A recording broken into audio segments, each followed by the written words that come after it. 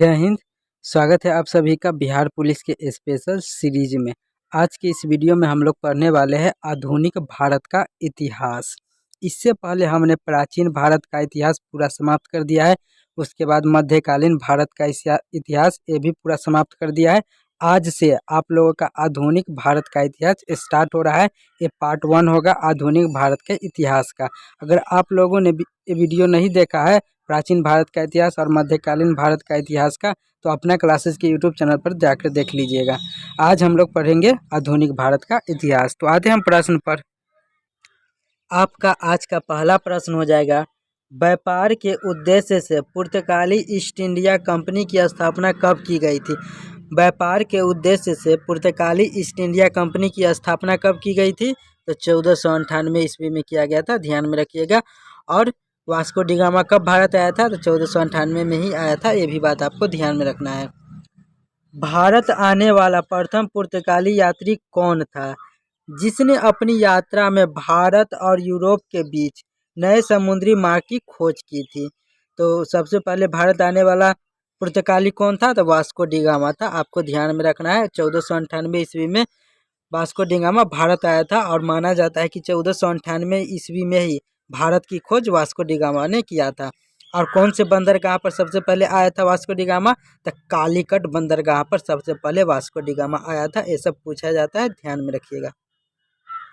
Vasco da gamma सर्वप्रथम कब तथा किस भारतीय बंदरगाह पर पहुंचा था? तो 20 मई को 1498 में 20 मई 1498 ईस्वी को कालीकट बंदरगाह पर पहुंचा था। हमने चर्चा किया है कि वास्को डी गामा सर्वप्रथम किस भारतीय बंदरगाह पर पहुंचा था और कब पहुंचा था? तो 20 मई को 1498 ईस्वी में कालीकट पर। ठीक है, ध्यान में रखिएगा। आते हैं नेक्स्ट क्वेश्चन पर। वास्को डी गामा जिस मार्ग से भारत आया वह क्या कहलाता है? वास्को डी गामा जिस मार्ग से भारत आया वह क्या कहलाता है? तो केप ऑफ गुड होप कहलाता है। Cape of Good Hope. Vasco da Gama जिस मार्ग से आया था उसे केप ऑफ गुड होप कहा जाता है, ध्यान में रखिएगा। वास्को डी गामा के नेतृत्व में पुर्तगालियों ने अपनी प्रथम व्यापारिक कोठी कब तथा कहाँ स्थापित की? वास्को डी गामा के नेतृत्व में पुर्तगालियों ने अपनी प्रथम व्यापारिक कोठी कब तथा कहाँ स्थापित किया था? तो 1503 ईस्वी में कोचीन में स्थापित किया था, जो कि अभी वर्तमान में केरला में पड़ता है कोचीन। तो आपको ध्यान में रखना है, 1503 ईस्वी में कोचीन में स्थापित किया था। 1505 ईस्वी में पुर्तगाली सरकार ने किसे भारत में अपना पहला गवर्नर वायसराय बनाकर भेजा? 1505 ईस्वी में पुर्तगाली सरकार ने किसे भारत में अपना पहला गवर्नर यानी वायसराय बनाकर भेजा था? तो फ्रांसिस्को डी अल्मेंडा को भेजा था। Francisco de Almeida. तो ध्यान में रखिएगा कि फ्रांसिस्को डी अल्मेंडा को 1505 ईस्वी में पुर्तगाली सरकार ने भारत का पहला गवर्नर यानी वायसराय बनाकर भेजा था। आते हैं नेक्स्ट क्वेश्चन पर। 1509 ईस्वी में अल्मेंडा के स्थान पर भारत में पुर्तगालियों का दूसरा वायसराय कौन बना? 1509 ईस्वी में अल्मेंडा के स्थान पर भारत में पुर्तगालियों का दूसरा वायसराय कौन बना? तो अल्फांसो द अल्बुकर्क। ये भी बात आपको ध्यान में रखना है कि 1509 ईस्वी में अल्फांसो द अल्बुकर्क अल्मेंडा की जगह वायसराय बना था भारत में, तो ध्यान में रखिएगा। डच कहाँ के मूल निवासी थे? डच कहाँ के मूल निवासी थे? तो हॉलैंड नीदरलैंड के थे, तो ध्यान में रखिएगा। डच कहाँ के मूल निवासी थे? हॉलैंड नीदरलैंड के। भारत आने वाला प्रथम डच यात्री कौन था? भारत आने वाला प्रथम डच यात्री कौन था? वह कब तथा किस मार्ग से भारत आया था? तो भारत आने वाला प्रथम डच यात्री कौन था? तो कार्नेलिस डे हस्तमान था। कार्नेलिस डे हस्तमान। ध्यान में रखिए कि भारत आने वाला प्रथम डच यात्री कौन था और कब और किस मार्ग से आया था? तो कार्नेलिस डे हस्तमान था। 1596 ईस्वी में आया था। 1596 ईस्वी में आया था। आशा का अंतरीप केप ऑफ गुड होप। मार्ग से आया था, केप ऑफ गुड होप मार्ग से आया था। आते हैं नेक्स्ट क्वेश्चन पर। आप सभी से निवेदन है कि वीडियो को पूरा देखिएगा। अगर चैनल पर नए हैं तो चैनल को सब्सक्राइब करते हुए चलिएगा। भारत के साथ व्यापार करने के उद्देश्य से डच ईस्ट इंडिया कंपनी की स्थापना कब की गई थी? भारत के साथ व्यापार करने के उद्देश्य से डच ईस्ट इंडिया कंपनी की स्थापना कब की गई थी? तो 1602 ईस्वी में किया गया था। ध्यान में रखिएगा, 1602 ईस्वी में। डचों ने भारत में अपनी पहली व्यापारिक कोठी कब तथा कहाँ स्थापित किया था? तो 1605 ईस्वी में मुसलीपट्टम में किया था। 1605 ईस्वी में मुसलीपट्टम में किया था, जो कि आंध्र प्रदेश में पड़ता है। तो ध्यान में रखिएगा, ये डच भारत में अपना पहला व्यापारिक कोठी कब और कहाँ स्थापित किया था? तो 1605 ईस्वी में मुसलीपट्टम में, जो कि आंध्र प्रदेश में पड़ता है। भारत में डचों का अंतिम रूप से पतन कब, किनके साथ तथा किस युद्ध में पराजित होने से हुआ? भारत में डचों का अंतिम रूप से पतन कब, किनके साथ तथा किस युद्ध में पराजित होने से हुआ था?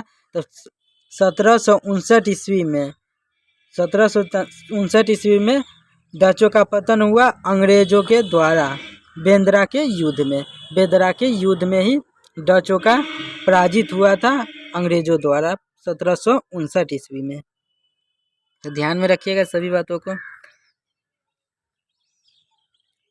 भारत के साथ व्यापार करने के लिए ब्रिटिश ईस्ट इंडिया कंपनी की स्थापना कब की गई? भारत के साथ व्यापार करने के लिए ब्रिटिश ईस्ट इंडिया कंपनी की स्थापना कब की गई? तो 1600 ईस्वी में किया गया था। ध्यान में रखिएगा, 1600 ईस्वी में। ईस्ट इंडिया कंपनी को कब तथा इंग्लैंड की किस महारानी ने भारत के साथ व्यापार करने का अधिकार पत्र दिया था? ईस्ट इंडिया कंपनी को कब तथा इंग्लैंड के किस महारानी ने भारत के साथ व्यापार करने का अधिकार पत्र दिया था? तो 31 दिसंबर को 1600 ईस्वी में, 31 दिसंबर 1600 ईस्वी को एलिजाबेथ प्रथम ने दिया था। तो ध्यान में रखिएगा। ईस्ट इंडिया कंपनी का पहला गवर्नर कौन था? तो थॉमस स्मिथ था। ईस्ट इंडिया कंपनी का पहला गवर्नर थॉमस स्मिथ था। ठीक है, आते हैं नेक्स्ट क्वेश्चन पर।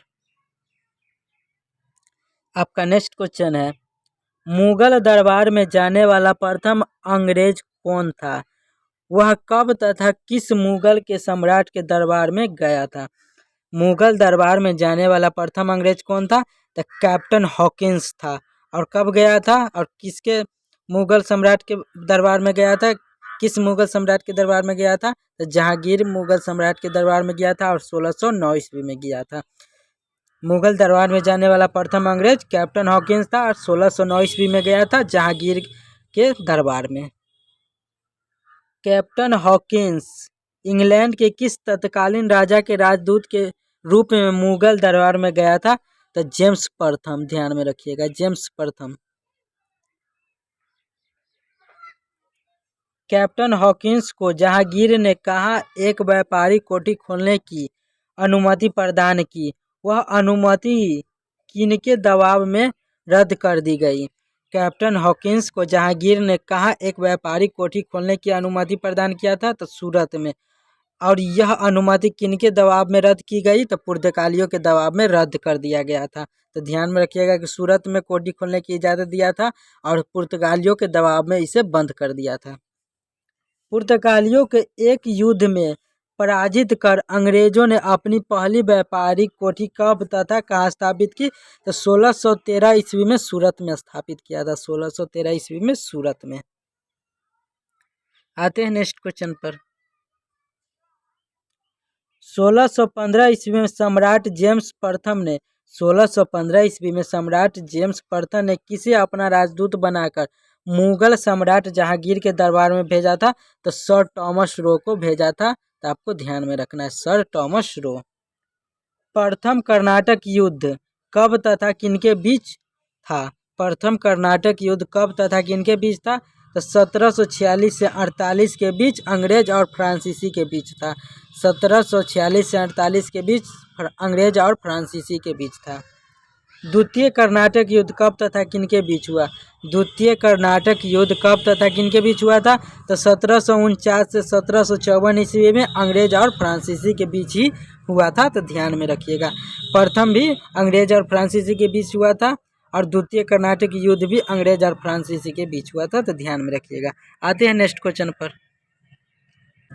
आपका नेक्स्ट क्वेश्चन है, द्वितीय कर्नाटक युद्ध के समय भारतीय क्षेत्रों का फ्रांसीसी गवर्नर कौन था जिसकी हार हुई?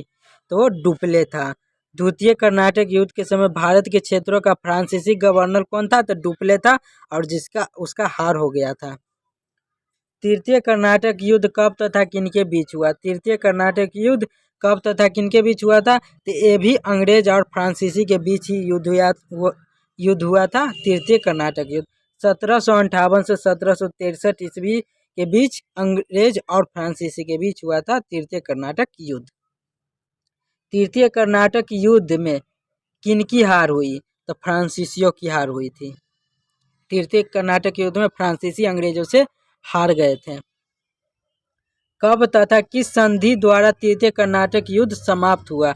कब तथा किस संधि के द्वारा तृतीय कर्नाटक युद्ध समाप्त हुआ था? तो 1763 ईस्वी में पेरिस संधि के द्वारा इसे समाप्त किया गया था। तृतीय कर्नाटक युद्ध को 1763 ईस्वी में पेरिस संधि के द्वारा समाप्त किया गया था। प्लासी का युद्ध कब तथा किनके बीच हुआ? प्लासी का युद्ध कब तथा किनके बीच हुआ था? तो 23 जून 1757 ईस्वी को 23 जून 1757 ईस्वी को अंग्रेज व बंगाल के नवाब के बीच हुआ था, तो ध्यान में रखिएगा। प्लासी का युद्ध किनके बीच हुआ था? तो अंग्रेज और बंगाल के नवाब के बीच हुआ था 23 जून 1757 ईस्वी को। प्लासी के युद्ध में अंग्रेज सेनापति कौन था? प्लासी के युद्ध में अंग्रेज सेनापति कौन था? तो रॉबर्ट क्लाइव था, तो ध्यान में रखिएगा। प्लासी के युद्ध में अंग्रेज का सेनापति कौन था? तो रॉबर्ट क्लाइव था और बंगाल का गवर्नर भी था, यानी कि बंगाल का प्रथम गवर्नर बाद जनरल बना था ये बाद में, रॉबर्ट क्लाइव। प्लासी के युद्ध के समय बंगाल का नवाब कौन था? प्लासी के युद्ध के समय बंगाल का नवाब कौन था? उसे अपने किस सेनापति की धोखाधड़ी के कारण पराजित होना पड़ा था? तो सिराजुद्दौला से हुआ था। प्लासी के युद्ध के समय बंगाल का नवाब कौन था? तो सिराजुद्दौला था और उसका सेनापति कौन था? तो मीर जाफर था, जिसने धोखा देकर अंग्रेजों के साथ मिल गया था, जिसके कारण बंगाल के नवाब को हारना पड़ा था, सिराजुद्दौला को हारना पड़ा था, क्योंकि इसका सेनापति मीर जाफर अंग्रेज के साथ मिल गया था, इसके कारण सिराजुद्दौला को हारना पड़ा था। आते हैं नेक्स्ट क्वेश्चन पर। प्लासी के युद्ध के बाद अंग्रेजों ने किसे बंगाल का नवाब बना दिया? प्लासी के युद्ध के बाद अंग्रेजों ने किसे बंगाल का नवाब बना दिया? तो मीर जाफर को बना दिया था, जिसने अंग्रेजों के साथ मिल गया था, सिराजुद्दौला को धोखा देकर अंग्रेज के साथ मिल गया था और अंग्रेज ने इसे बंगाल का नवाब बना दिया, तो ध्यान में रखिएगा। बक्सर युद्ध में अंग्रेजों को विजय दिलाने वाला अंग्रेज सेनापति कौन था? तो हेक्टर मुनरो था। बक्सर के युद्ध में अंग्रेजों को विजय दिलाने वाला अंग्रेज सेनापति हेक्टर मुनरो था, तो ध्यान में रखिएगा। बक्सर के युद्ध के बाद अंग्रेजों ने किसे पुनः बंगाल का नवाब बना दिया? तो मीर जाफर को ही बनाया था। बक्सर के युद्ध के बाद भी बंगाल का नवाब मीर जाफर ही बना था, तो ध्यान में रखिएगा। इलाहाबाद की संधि कब तथा किनके बीच हुई थी? इलाहाबाद की संधि कब तथा किनके बीच हुआ था? तो लॉर्ड क्लाइव के बीच हुआ था, लॉर्ड क्लाइव के बीच हुआ था और बनाम सुजाउद्दौला, सिराजुद्दौला होना चाहिए था, सुजाउद्दौला लिखा हुआ है, और वह शाह आलम द्वितीय के बीच हुआ था। ठीक है। प्रथम आंग्ल मैसूर युद्ध कब हुआ? प्रथम आंग्ल मैसूर युद्ध कब हुआ था? तो 1767 से 69 ईस्वी में हुआ था। प्रथम आंग्ल मैसूर युद्ध 1767 से 69 ईस्वी में। प्रथम आंग्ल मैसूर युद्ध किसकी अंग्रेजों को भारत से बाहर निकलने की इच्छा का परिणाम था? प्रथम आंग्ल मैसूर युद्ध किसकी अंग्रेजों को भारत से बाहर निकालने की इच्छा का परिणाम था? तो हैदर अली को, तो ध्यान में रखिएगा। प्रथम आंग्ल मैसूर युद्ध के समय अंग्रेजों क्षेत्रों का गवर्नर कौन था? अंग्रेजी क्षेत्रों का गवर्नर कौन था? तो वेलेस था। तो ध्यान में रखिएगा, वेरेलास्ट। प्रथम आंग्ल मैसूर युद्ध के समय अंग्रेजी क्षेत्रों का गवर्नर था वेरेल्स्ट। तो ध्यान में रखिएगा, वेरेल्स्ट। प्रथम आंग्ल मैसूर युद्ध की समाप्ति किस संधि से हुई? यह संधि कब हुई थी? प्रथम आंग्ल मैसूर युद्ध की समाप्ति किस संधि से हुआ था और यह कब हुआ था संधि? तो मद्रास की संधि से समाप्त हुआ था और 4 अप्रैल 1769 ईस्वी में किया गया था यह संधि। तो ध्यान में रखिएगा, प्रथम आंग्ल मैसूर युद्ध मद्रास संधि के द्वारा समाप्त किया गया था 4 अप्रैल 1769 ईस्वी को। द्वितीय आंग्ल मैसूर युद्ध कब हुआ था? द्वितीय आंग्ल मैसूर युद्ध कब हुआ था?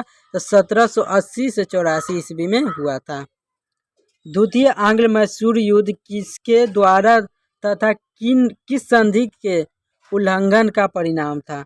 द्वितीय आंग्ल मैसूर युद्ध किसके द्वारा तथा किस संधि के उल्लंघन के कारण हुआ था? तो अंग्रेजों द्वारा हुआ था, मद्रास संधि को उल्लंघन करने के कारण। तो ध्यान में रखिएगा। द्वितीय आंग्ल मैसूर युद्ध के समय अंग्रेजी गवर्नर कौन था? द्वितीय आंग्ल मैसूर युद्ध के समय अंग्रेजी गवर्नर कौन था? तो वारेन हेस्टिंग था। तो ध्यान में रखिएगा, द्वितीय आंग्ल मैसूर युद्ध के समय वारेन हेस्टिंग था अंग्रेजी गवर्नर जनरल। द्वितीय आंग्ल मैसूर युद्ध के दौरान हैदर अली की मृत्यु के बाद उसका पुत्र जो उसका उत्तराधिकारी बना तो कौन था? तो टीपू सुल्तान था। द्वितीय आंग्ल मैसूर युद्ध के दौरान हैदर अली की मृत्यु हो गई थी और उसका पुत्र जो था उत्तराधिकारी पे बैठा था और उसका नाम क्या था? तो टीपू सुल्तान था, जो कि हैदर अली की मृत्यु के बाद उत्तराधिकारी बना था। तृतीय आंग्ल मैसूर युद्ध कब हुआ था? तो 1790 से 92 ईस्वी में हुआ था। तृतीय आंग्ल मैसूर युद्ध 1790 से 92 ईस्वी में। तृतीय आंग्ल मैसूर युद्ध के समय अंग्रेजी गवर्नर कौन था? तो लॉर्ड कॉर्नवालिस था। तृतीय आंग्ल मैसूर युद्ध के समय अंग्रेजी गवर्नर लॉर्ड कॉर्नवालिस था। तो ध्यान में रखिएगा।